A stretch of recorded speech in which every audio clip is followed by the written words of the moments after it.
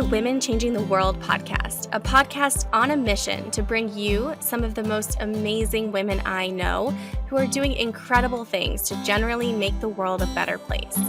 From corporate sustainability to straight up magic and everything in between, you'll meet the real life humans who are birthing the new. I'm your host, Liz Best, and I'm here to amplify the stories and voices of women who are changing the world.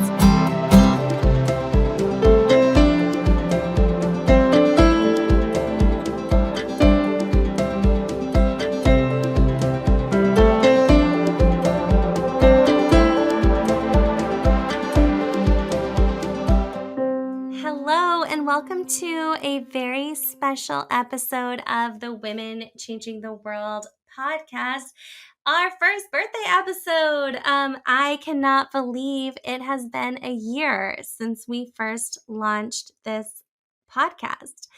What a journey it has been. There is one thing that I know for certain after the past year of doing this, and that is that we need to continue to amplify more women's voices, more women's stories, now more than ever. I am so grateful that I get to do this work, and I am seriously so appreciative to all of you who have listened, who have shared the podcast, who've appeared on the podcast. Wow.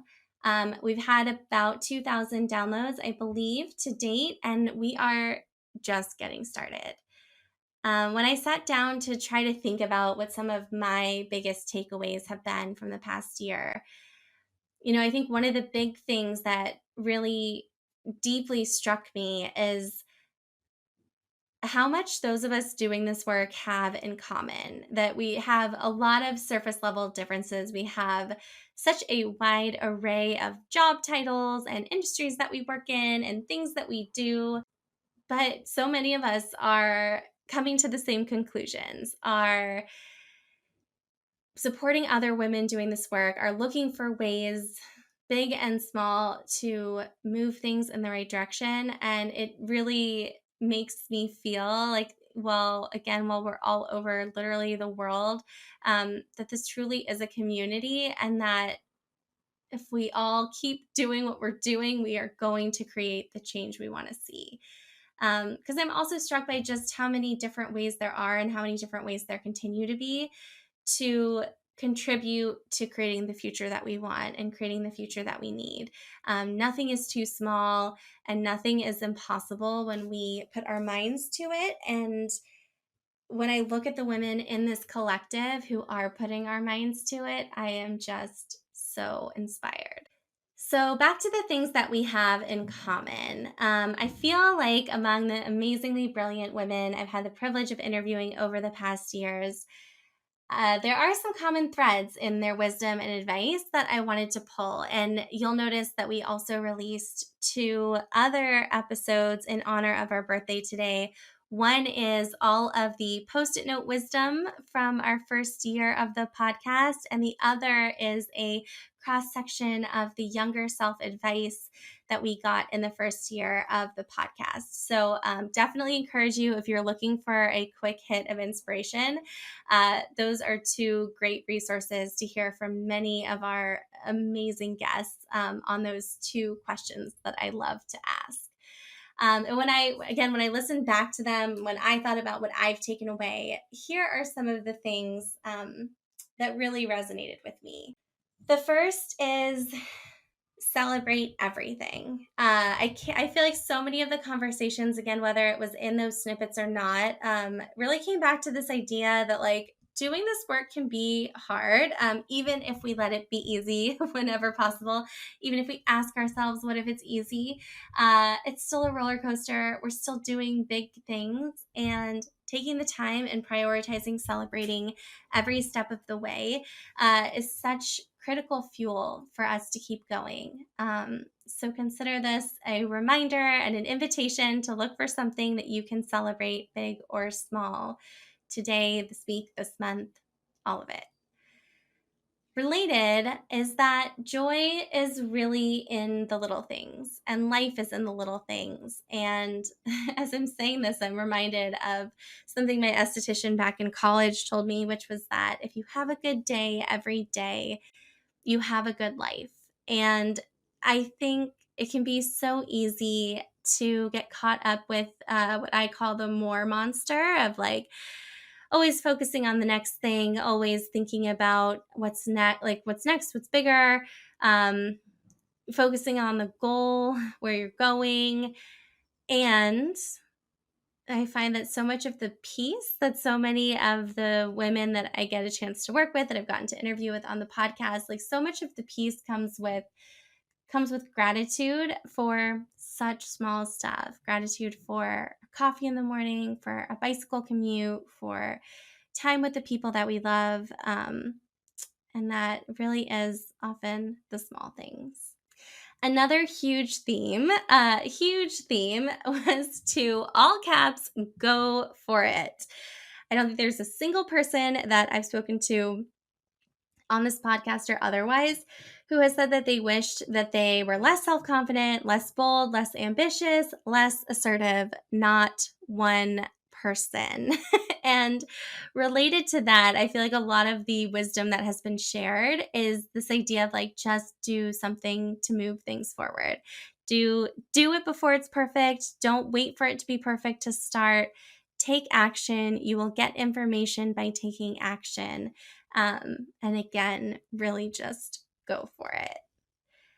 Related to this, another theme has been to believe in yourself and to allow as much space, ideally more, for the best case scenario as for the worst case scenario. Again, when I think about some of the things that people wish they could tell their younger selves in particular, it's like, just go for it. Like, you've got this. Like, you've got this more than you think you've got this. Um, and what if it all works? What if it all works out brilliantly? Again, I think so often it can be so human to think about the worst case scenario, but equally important to prepare for the best case scenario. What else? I feel like boundaries have been a big theme in my life, in the podcast, in my work. They're not always fun, but they are critical. One of my post-its that I'm not sure if it came from a previous podcast conversation or from somewhere else, but it is that boundaries are choosing my vision for my future over someone else's vision for my future. Again, I feel like in this work, as we try to do it in a personally sustainable way, boundaries are something that comes up often. And we need you at full power. So if boundaries are what it's going to take to stop you from burning out, they are something to think about sooner than later. Another one, this one is like, it hits me in the soul. I think this is something that came up specifically in my conversation with Stephanie Dolmat, but it has come up in other conversations as well, which is that you can do everything. Like, you, maybe someone listening who has 100% proven to yourself that you can do anything. But it doesn't mean you have to. It doesn't mean that you want to. And so much of what's been giving me inspiration lately is seeing more and more people say no to the things that other people might want them to do, that they do not want to do. It's something that I am continuously working on. So consider this a loving reminder. If there's a no in your short to medium term future, just because you can do it doesn't mean you have to. Related to this is that I feel like a lot of people have talked about prioritization and prioritizing the things that are most important to you. I think that's something that could be true for your life. It can be true for your work, especially as an entrepreneur, but it can also be very true for your work in-house if you're working at an organization. Uh, and I feel like as you prioritize and come up with the things that are the most important to you, be open that the thing that ends up happening might look a little different than what you thought it would look like. It may very much still meet your most important criteria, but I feel like there have been many stories shared on this podcast of people really getting clear on what they were calling in and then being surprised about what exactly it looked like when they got everything that they wanted, or most of the things that they wanted, or most of the most important things that they wanted, and it looked and felt a little different than they thought it might. Another core idea that I feel like I'd be remiss not to underline that came up on the podcast is this idea that what you want is good.